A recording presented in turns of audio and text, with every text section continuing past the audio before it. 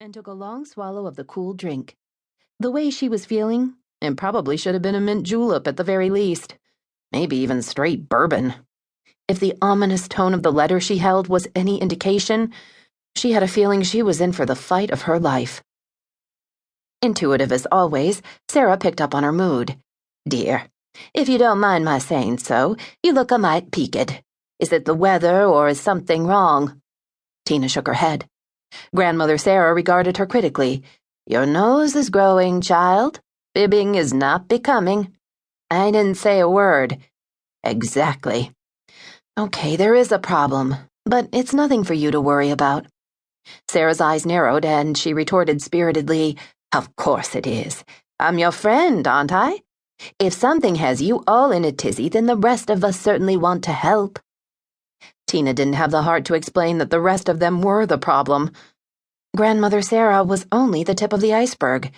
There was slightly dotty Aunt Juliet, also no relation, as well as little Billy and old Mr. Kelly, to say nothing of Sam's great-grandchildren, one of Bandit's descendants and Lady Macbeth, a parrot who had the vocabulary of a drunken sailor. No matter how she looked at it, Tina admitted, it was not your typical household.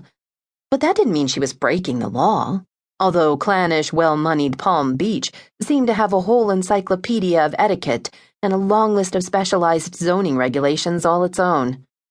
It had been 5 years now, but she'd never quite gotten used to the transition she'd made from her barely middle-class childhood in West Palm Beach to the wealthy island enclave across the bridge. Her 3-year marriage to Gerald Harrington had given her instantaneous social status, financial security, an estate that edged the Atlantic Ocean, and, most of all, a joyous, storybook love. Gerald's accidental death in the crash of the company jet 2 years earlier had devastated her. At 26, she was left rattling around in a huge old house, surrounded by staff who refused to even sit down and play a card game with her. They put her meals on the table, then retreated to await the tinkle of a bell. The cook would have been horrified if she'd known that Tina would have preferred to eat in the kitchen.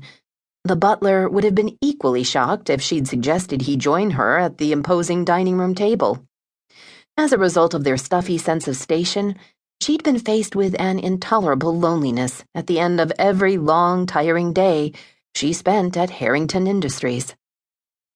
Then a year ago, just when she'd thought things were at their bleakest, Grandmother Sarah, Aunt Juliet, and the rest had come along needing the kind of assistance and friendship she could easily offer. Now she felt as though her life were worth living again. No one was going to take that away from her. "You got another one of those letters, didn't you?" Grandmother Sarah said, her sharp gaze falling on the paper that Tina had tossed defiantly on the table. "Yes," she admitted, reluctantly conceding that there was no point in denying the obvious. "Who's this one from?" "The state." My. He is pulling out the big guns, isn't he?"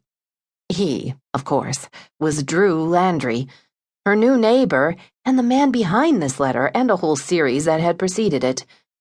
The man was attacking her way of life with tactical efforts worthy of a Marine commander and the persistence of a pit bull. "I just don't understand it," Tina muttered. "What difference could it possibly make to Drew Landry if I have a few house guests?" Grandmother Sarah lifted her eyebrows. "Okay," Tina muttered defensively, "so you're not exactly house guests in the traditional sense. You didn't drop in from Monte Carlo or London or Boston. You're not just here for the annual Red Cross Gala. I still don't see what business it is of his or the state of Florida."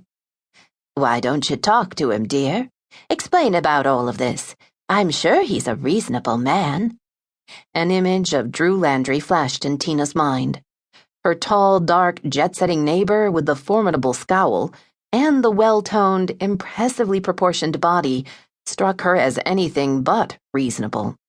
On the one occasion when they'd met, long enough for her to offer to pay for the window Billy had broken with the best hit ball of his Little League career, Landry's extraordinary blue eyes had flashed angrily. The nostrils of his patrician nose had flared, and his full, sensuous lips emitted a string of oaths her parrot would have envied. Tina, who was rarely intimidated, had literally quaked under the impact of his fury. It was not a scene she was anxious